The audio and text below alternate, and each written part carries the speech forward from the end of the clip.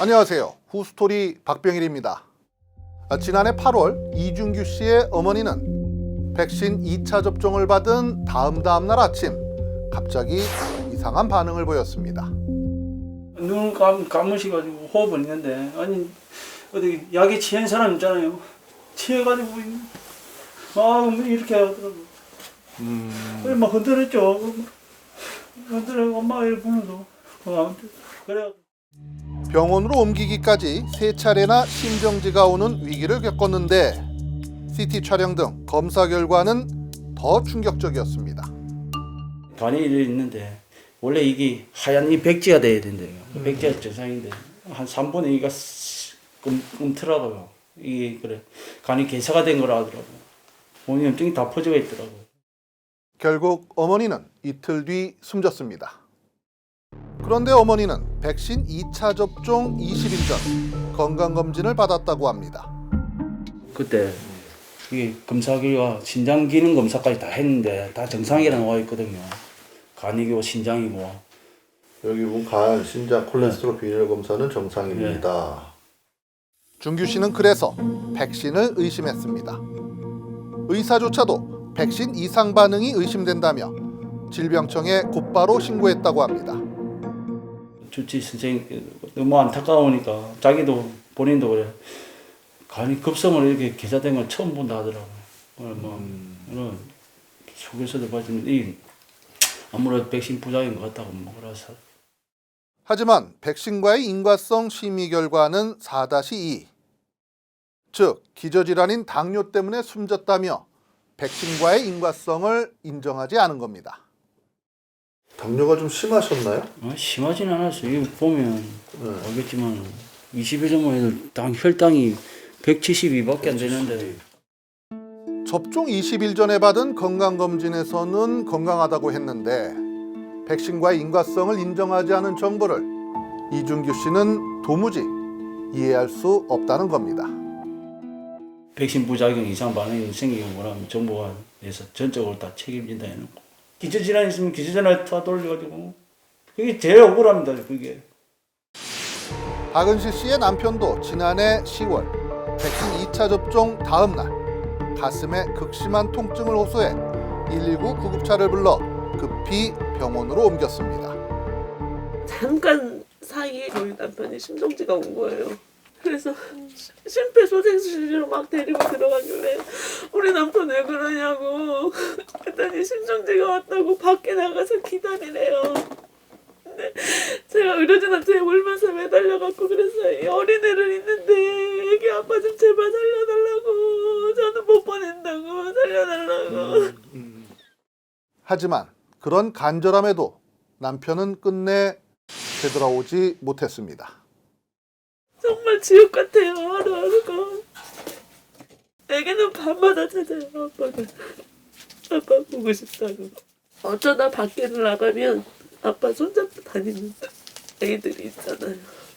그래서 눈을 못 떼요. 애기는. 하지만 백신 인과성 심의 결과는 O.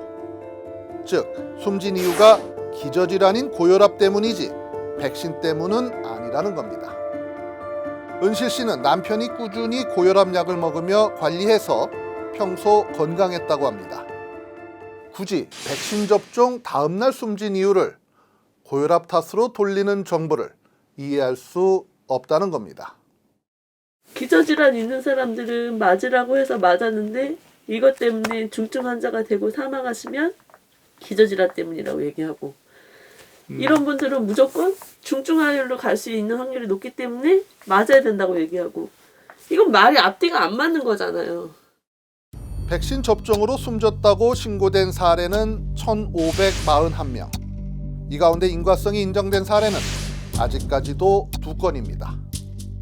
이런 사례들 계속 인정하다가는 너무 사례가 늘어날 가능성이 있으니까 정부가 어느 시점에서는 아예 인정을 하지 않기로 마음을 먹지 않고서야 어떻게 이렇게 인과관계에 대한 저평가를 할 수 있는가. 어느 시점에서는 인과관계를 아예 인정하지 않기로 마음을 먹은 것 같아요. 전문의 강윤희 씨는 지난 2017년부터 2년간 식약처 임상심사위원으로 일했습니다. 코로나 백신들은 출시 전 임상시험에서 2만 명당 2~3명씩 중대 이상 반응이 관찰됐다고 합니다. 그러니까 우리나라 백신 접종 인구를 3천만 명이라고 가정을 해도 산술적으로 3~4천 명은 중대한 이상 반응이 나올 수 있다는 얘기입니다. 보통 제약회사들이 백신의 약을 팔기 위해서 효과는 약간 과장을 하고 부작용은 약간 가리고, 그런데 마치 그런 오류를 정부가 저지른 겁니다. 효과는 약간 과장을 하고, 그리고 이상 반응에 대한 평가는 가리거나 저평가를 하는 식으로. 백신은 기저질환자들이 코로나에 감염될 경우 중증으로 악화하는 것을 막아줍니다.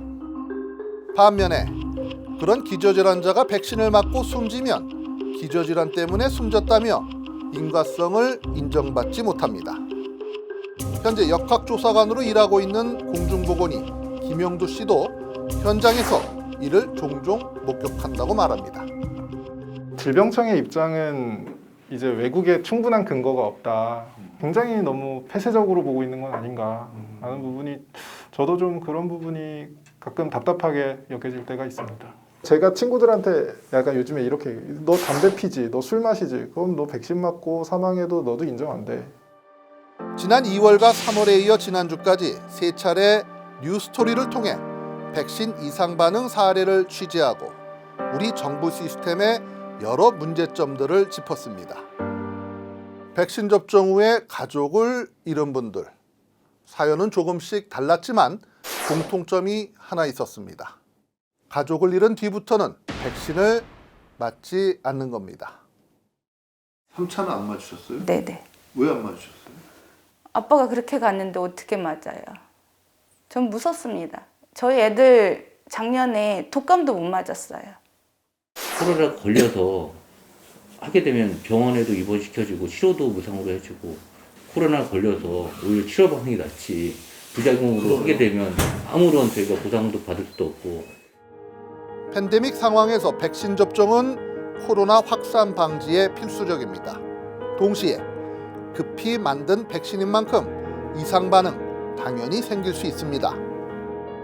백신 접종률을 높이려는 목적으로 이상 반응을 도외시하기보다는 적극적으로 찾아내서 빨리 치료해주고 또 보상해주는 게 백신에 대한 불신을 낮추고 정부에 대한 신뢰도를 높이는 길일 겁니다.